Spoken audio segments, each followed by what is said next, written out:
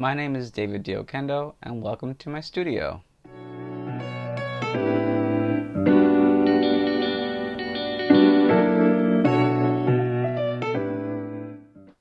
So this video is simply to kind of highlight and or give a brief, very small tour of my studio space / art space.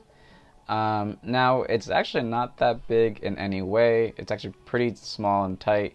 I actually share my studio with my wife, and I pretty much just have the bare minimum of what I need. I don't have any excess in my studio. It's pretty much my flat files, my desk.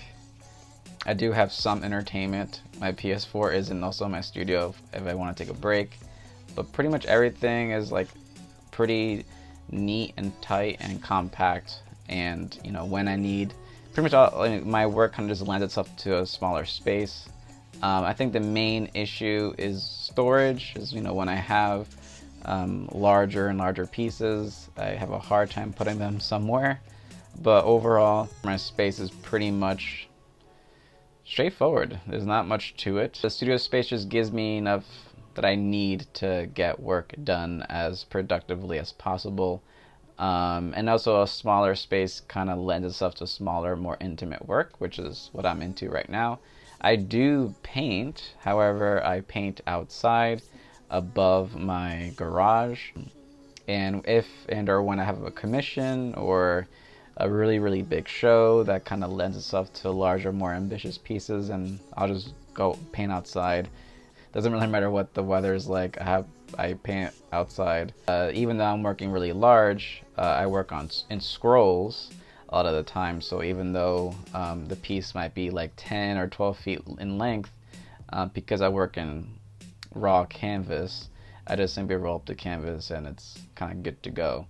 Speaking of process, my process with the gift boxes is pretty straightforward. I mean, the origin came from after my sister's passing. She had a lot of excess things and stuff, including lots and lots of boxes, like shoe boxes and like jewelry boxes and a bunch of sort of boxes. And instead of throwing them away or throwing the boxes away, I decided to give those inanimate objects some life, and I decided to use my calligraphy and wrap the boxes with my calligraphy. Sometimes they're wrapped with craft paper, sometimes they're wrapped with rice paper. I also work with jute twine, wax, ink, paint, a bunch of different materials I like to work with. Eventually I ran out of boxes, so I will like to continue this series. However, in my continuation of the series, the future boxes are not my sister's boxes, but boxes I either find and or refurbish or make and or buy.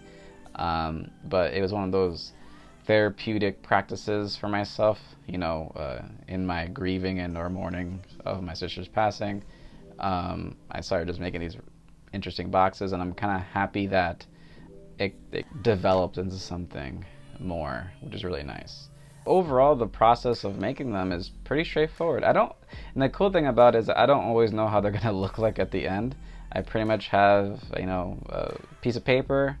I kind of just measure out, what box I'm gonna wrap. I write my calligraphy onto that piece of paper. Sometimes I have a nice message on that piece of paper, whether it be rice paper or craft paper. And before I actually wrap it, I actually put a note and or a bit almost like a good luck charm or some sort of fortune or encouraging words or affirmative words in the box itself. However, the way I wrap it and glue it and tie it, you're not really supposed to open the box in the first place. It's just knowing that there's actually a nice affirmative, encouraging letter inside. It's more the thought that matters, not so much knowing what exactly it says, but just knowing there's something inside the box that's actually like encouraging. I'll start with one, then I do another, then I do another, and before I know it, a few hours pass by and I have like 30 boxes and I don't know what to do with them. So it's a pretty interesting process, and I enjoy it, and it's very therapeutic for me and fun, and um, it's really, this series is very much near and dear to my heart. And during the quarantine, I started, reminiscing about, murals I painted with my calligraphy, and I actually decided to make almost like a compilation slash trailer of my previous murals. I titled it Reminisce. And it was actually one of the first video pieces I've ever did. I just did it initially for fun. Usually most of my work starts with I'm just doing it for fun, and then it kind of evolves into something a bit more serious, a bit more anchored, a bit more, I guess you can say, deeper, other than for fun. But a lot of my work starts with I'm just doing it for fun, and then it evolves into something more.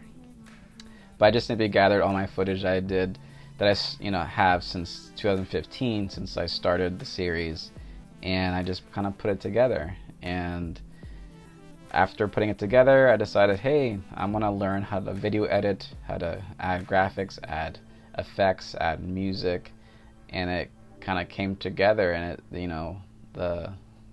this footage of me painting art, my artwork, kind of became a piece in and of itself, which is pretty cool. Anyway, so that's pretty much my quick explanation or slash tour of my art studio, and an explanation of my art process or art making process, and also my quick rundown on my gift box series, and also my Reminisce piece that you can also watch on my YouTube channel. Anyway, so if you like this video, please like and subscribe, and maybe leave a comment if you wish. Anyway, so with that said, I hope you guys have a wonderful day. Take care. Bye-bye.